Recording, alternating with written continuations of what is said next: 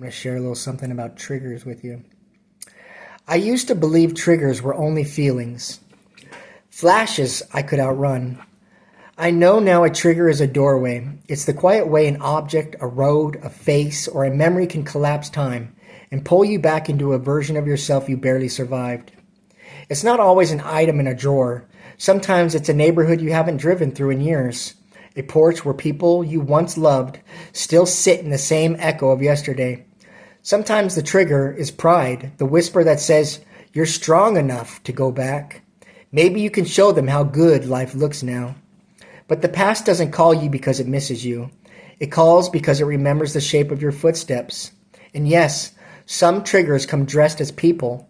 People I genuinely care about. People who were part of my story. People I loved for the time we spent together. Because those memories changed me. They made me who I am today. I have carried worry for them, concern, hope. I have prayed for their safety and dreamed of the day I might see them walk into a recovery meeting, take a seat and say, I made it. I would welcome that day with open arms, but I cannot jeopardize my life waiting for someone else's spark to catch.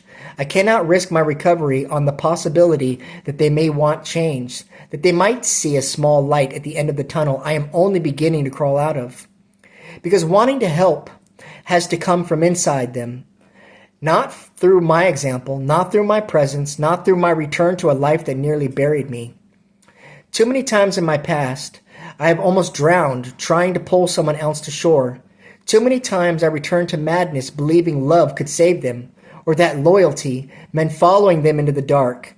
It took me years and nearly everything I had to understand that compassion without boundaries is self-destruction dressed like kindness. And now I finally see the truth. I can love people from a distance. I can pray for them without standing where I used to fall. I can hope for their healing without sacrificing my own. This is what I now know about triggers. They aren't just objects. They're people, places, memories, roads, conversations, and versions of myself. They're gravity disguised as nostalgia. And today, I choose to rise out of that orbit, not because I don't care about the ones still struggling, but because I care about staying alive long enough to greet them on the other side, if and only if they choose to walk toward the light themselves.